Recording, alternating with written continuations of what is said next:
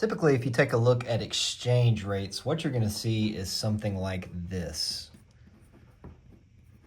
And this is literally the current exchange rate. If we look at euro to the US dollar, 1.123. So as of today, May 19th, 2025, that's the exchange rate. The question is, how do we read that, though? What does that really mean? And I see this confused a lot. Is it telling me how many euros I need to get a dollar? Is it telling me how many dollars I need to get a euro? Well, it's the latter. So this is telling you that you would need $1.123 to get or acquire 1 euro. Now, this value goes in either direction, so we could convert this to thinking about traveling the other way. So this is thinking about, if you're traveling to Germany, what that exchange rate would look like. If you're coming back, you would then flip that like so, and the answer to that one would be the inverse, 1 divided by 1.123, or about 0.890. So that would mean if you're going from the Eurozone to the United States, every 0.89 euros you have could be used to acquire $1. So the euro is a little bit more valuable than the dollar. Now, to be clear, the value of these, the nominal value of these currencies, doesn't really mean a whole lot. So, for example, if you go to Japan, Japanese yen is worth very little compared to the US dollar. But that doesn't mean that Japan's currency doesn't function well. It doesn't mean that there's something wrong with that currency. The number values we're talking about here truly are nominal in nature. And I mean that both in the economic sense and in the grammatical sense. They're nominal because they're not adjusted for inflation or buying power or anything like that. And they're also nominal because they're really in name only. So, for example, if the US dollar decided, or rather, if everyone in the United States decided we're going to change our base currency to cents, so instead of dollars, we're going to do cents, well, now our currency would lose value substantially. But it really wouldn't really change anything about economic behavior or what it's like to buy products in other countries, right? It would merely change this value from being 1.123 to 112.3. So don't get wrapped up into these valuations. It doesn't really matter what these are. What matters is how they change over time. So if one currency goes up in value, we call that appreciation. That would be like the USD gaining value. And that would be specifically relative to another currency. So, for example, if in a couple days we take a look back at these currencies and now the euro to USD has changed to 1.10, that would mean you only need $1.10 to get 1 euro. So the US dollar has appreciated and the euro has depreciated. Now, inherently, there is a connection among all currencies that looks something like this. Now, those variables I just showed you there, those values, those were true, okay? But the values I'm going to show you now are made up. So let's say that the USD to the Japanese yen is 100. What that would mean is you need 100 Japanese yen to get $1. And let's say simultaneously, the euro to the USD value is 1. And finally, the euro to the Japanese yen is 50. You should be able to play around with the numbers here a little bit and figure out why this wouldn't happen. But I'm going to do it for you here now, and on the quiz, you'll get a chance to see if you can do this yourself. To kind of show why this wouldn't ever happen in the real world, let's come up with an example of something we could do that would create free profit for us. And that would turn out to look like this, all right? If I took $1 as my starting point and I turned that into yen, that $1 would give me 100 yen. All right, so I've done a currency exchange, right? I've taken $1 and I've exchanged it for 100 yen. The next thing I could do is exchange those yen for euro. This rate right here is showing you that you need 50 Japanese yen to get 1 euro. So if I exchange 200 yen, that would give me 2 euro. And then finally, I could take those 2 euros, convert them into US dollars, and that would leave me with $2. And look at what I did here. I started with $1, and without really doing much work, I got down to $2. I doubled my money. If currency looked like this, there would be these kind of infinite money glitches where you could exchange currency and just generate risk-free profit. This is an example of something called arbitrage. And it might happen on a really small scale, but it would never happen to this extent. And that's because there are people in the market that are basically seeking profits that would stop this from happening. And if this was truly occurring, what would result is so many people would be trying to exchange US dollars for Japanese yen. So many people would be trying to exchange Japanese yen for euro. And finally, so many people would be trying to exchange euro for US dollars that all of these valuations would change. And the end result is that you would have something that would approximate a situation like this, where there is no opportunity to arbitrage. There's no way to create free money by exchanging one currency for another. So inherently, there's an equilibrium of sorts that happens in the entire currency exchange market, which if you think about it is quite complicated, right? There's hundreds of different currencies out there. And because there are people out there looking for these types of opportunities, these foreign exchange traders, any kind of opportunity like this will be arbitraged out of the market incredibly fast, okay? Now, everything I'm talking about right here falls into the realm of nominal exchange rates. And nominal exchange rates consider exchanging currencies for other currencies. So when you're traveling to Europe and you get to, Germany, for example, you turn in some of your US dollars to get some euros, you are doing nominal exchange, all right? The second type of exchange we're going to talk about in this video that's a lot more complicated and a lot more interesting is real exchange rates. So now let's learn about these real exchange rates. I'm not going to bother writing it here, but what the real exchange rate does is it imagines what your currency's buying power would look like in another country for a specific good. So for example, in the United States, I might go to the coffee shop and buy an espresso.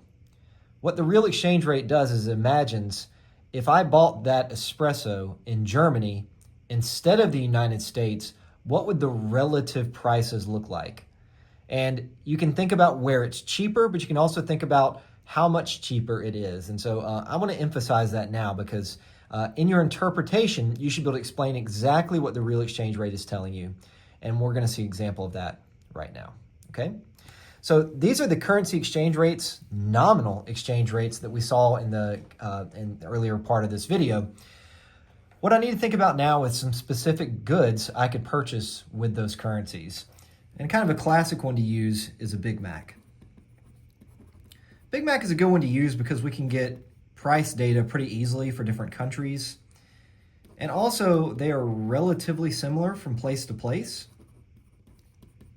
And so this is showing you the price of a Big Mac in Germany, which I Googled the price of a Big Mac in Berlin, and that's the price I got.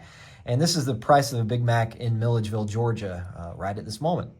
And so we can think about how much cheaper or more expensive it is in different countries if you were to take the currency you need to buy one of these Big Macs, and instead of buying it here in the United States, for example, you take that same amount of currency, you go to Germany, and you buy it there. Would it be cheaper? Would it be more expensive? And if so, how much cheaper or how much more expensive? Here's the process you're going to take. The first thing you're going to do is start with the amount of money you have now. Now, in this case, I want to imagine I'm in the United States and I'm traveling to Germany, okay? It's important the direction that you're traveling in. You'll get a different answer depending on the direction you're going, okay? So I'm going to start in the United States. In the United States, I have $6.59. That's the price of a Big Mac. So what I want to do is take that value right there and figure out how much buying power my money would have here in Germany relative to Big Macs, okay? So the first step is simply how much money do you need to buy a Big Mac in the United States? The second step is to convert that money into the foreign currency. So we're going to take these dollars and convert them into euros.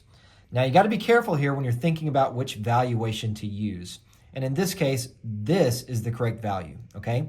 I've got $6.59.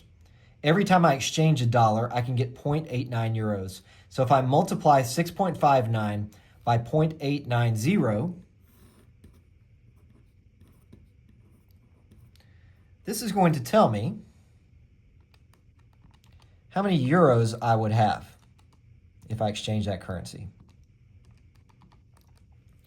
So in other words, having 5.8651 euros is equivalent in terms of nominal exchange to having $6.59. Now be careful here. I'm leaving this completely unrounded because I don't want to do any rounding until I am providing my final answer. All right, this is still going to be multiplied or divided, so I need to leave it intact. Okay.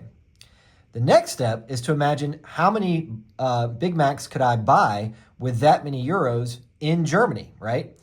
So it's like I'm changing perspective. I start out in the United States, I exchange that money into euros, and now that I've got those euros, how many Big Macs can I afford with that money?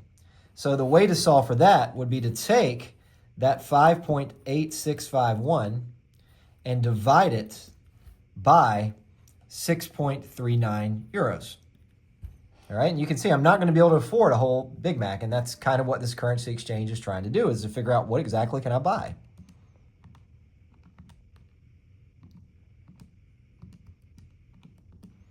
And I get about 0.918.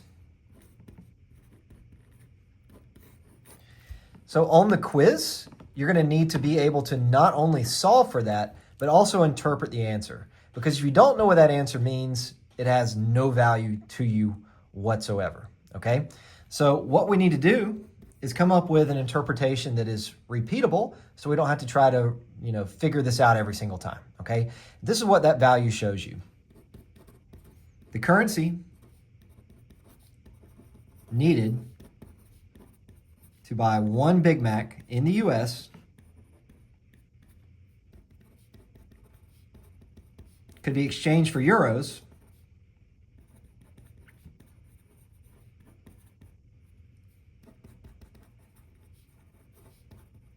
and used to buy about 0.92 Big Macs in Germany. Apologies for my handwriting there.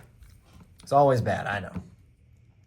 So that tells us not only that it's cheaper in Germany, but also tells us how much cheaper, right? It's about 8% cheaper, it's more expensive in Germany in terms of real exchange.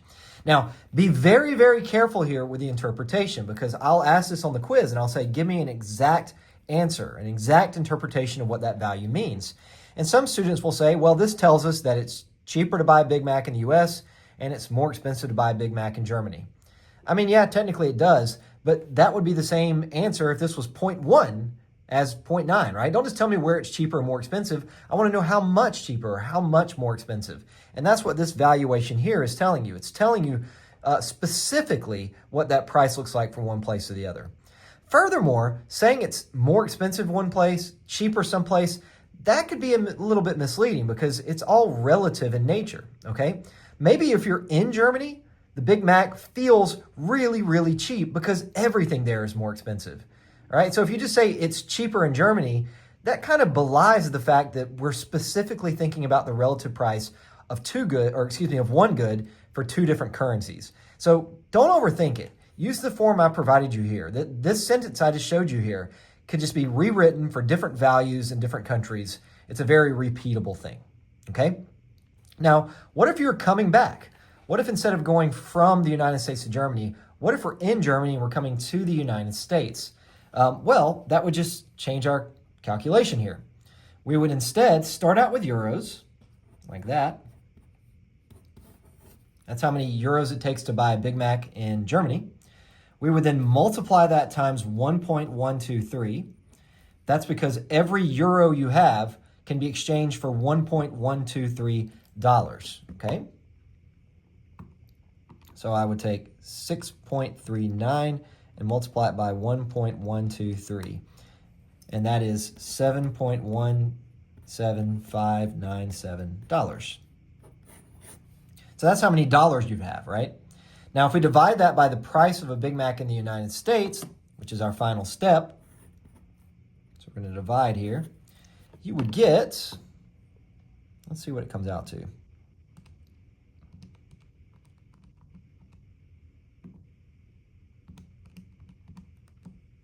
There you go, about 1.089. And again, we need to be able to interpret that. And what that tells us is the currency needed to buy one Big Mac in Germany could be exchanged for dollars and then be capable of buying 1.089 Big Macs in the United States. But by the way, we don't need to solve this twice if we understand what we're doing mathematically. These answers here are naturally going to be reciprocals of one another, right? So if I simply had taken 1 divided by that answer there, that would have given me the same answer that I just solved for here, okay? Now we're going to think about the determinants for real exchange rates. Now, if prices are the same everywhere, then the real exchange rate would equal what? So what I mean by that is, if the price of a Big Mac was the same in Germany as it was in the United States, once you've considered nominal exchange, then what would the real exchange rate be? It would be 1 everywhere, okay? And if we think about what determines real exchange rates, the first thing to consider is the basic market forces that would cause those prices to push to 1 if there's nothing stopping them from doing so. So for example, let's imagine the price of gold in the United States versus the price of gold in Germany, okay? Now we know that euros and US dollars are pretty similar in value. So if the ounce of gold in the United States costs $2,000, while it costs $5,000 in Germany, you can imagine that this creates an opportunity for investors or other people that are seeking an opportunity to take advantage of arbitrage. Now again, arbitrage is taking advantage of prices that are different in different places to generate very low risk profits. So let's think about what you could do here as an arbitrager, okay? In this case, if you wanted to buy gold, where would you want to buy it? Okay, you'd want to buy it in the United States. So if we don't change anything, just naturally, consumers are going to prefer to buy gold in the United States. In the same vein, where do you not want to buy gold? You do not want to buy gold in Germany. So the demand for gold in Germany would go down. Now, this could be a result, again, of arbitrage. It could be investors are out there looking for profits, so they're going to buy gold in the United States.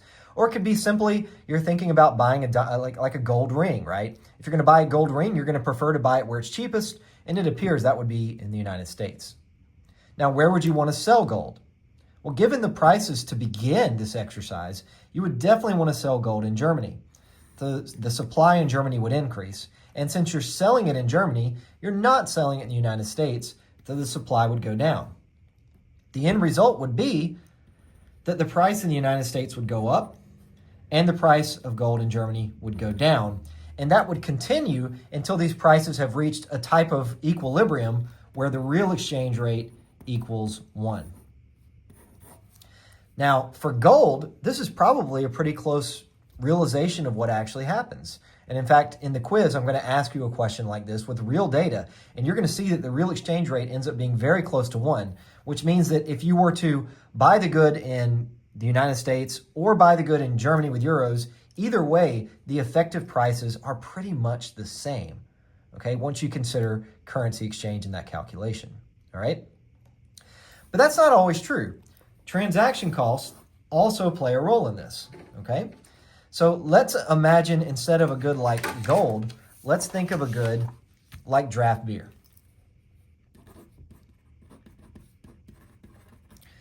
For draft beer, arbitrage really isn't feasible, okay? So let's again think about these markets here.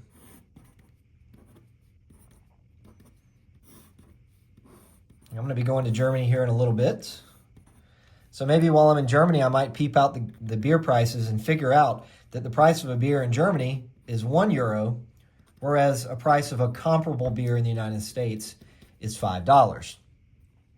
Now, what market forces would dictate is that people would choose to buy their beer in Germany, where it's much cheaper, and not buy beer in the United States. But can you see why that's unfeasible, right? I'm not going to travel to Germany just to buy beer, right? Just because it's cheaper. And likewise, the opportunity to arbitrage isn't really reasonable. Now, if we're talking about gold, arbitrage is indeed quite feasible. I can go buy gold in the United States, take it over to Germany and sell it, and take advantage of different prices in different countries.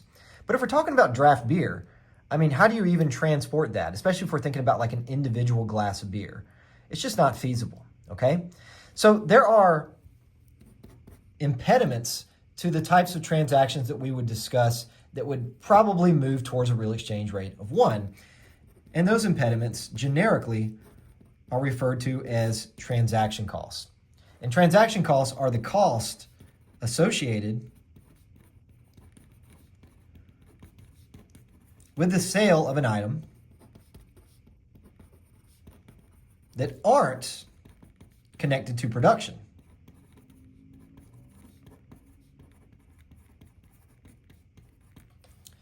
So in other words, there are some costs that are directly connected to how much it costs us to produce that good.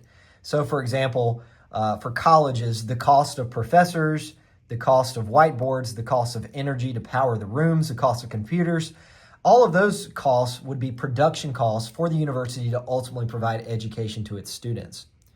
Transaction costs would be things like marketing costs, figuring out a way to market to people in different states and in different countries. The cost of posting prices in certain places. Again, that's related to marketing, but it doesn't have to be things related to marketing. Things like language barriers can be a transaction cost. So even though beer is cheaper in Germany, perhaps I don't know how to order a beer in Germany, okay? So that's another form of transaction cost. And there's also government-imposed transaction costs, like tariffs.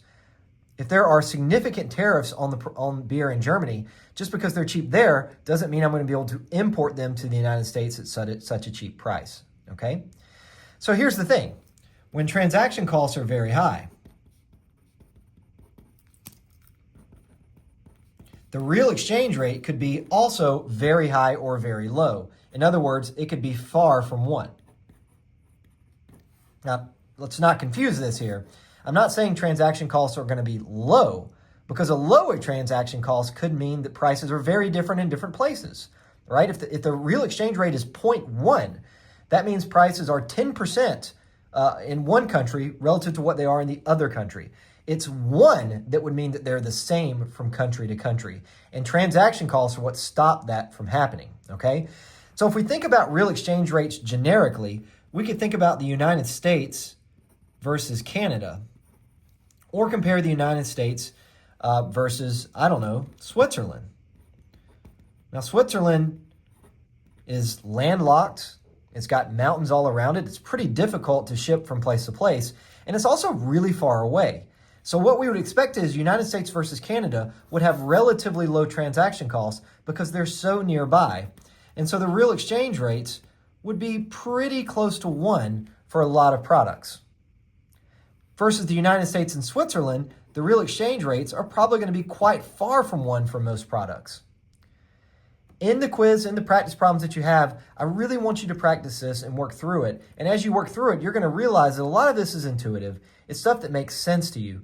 And when we actually get over there to Europe, I'm going to have you calculate some of these real exchange rates to see if indeed you can kind of predict what it looks like. The price of draft beer, the price of a cup of coffee, I would think those real exchange rates might be pretty far from 1. Whereas the price of raw materials, things like oil, without taxes or anything, just the raw price of oil, or gold or silver, commodities that are relatively easy to ship, those would have real exchange rates pretty close to 1. And what's, again, driving that is the transaction costs. When transaction costs are high, the real exchange rate tends to be very far from 1. When transaction costs are low, the real exchange rate can get pretty close to 1, which means those market forces have the chance to win out. If there's not a lot of transaction costs, these mechanisms we were just talking about, they have the ability to work. But if it's really expensive to go buy gold in Germany, it may not be worth it to try to do so. Okay? So work through the practice problems, work through the quizzes, and hopefully you do a good job. Good luck.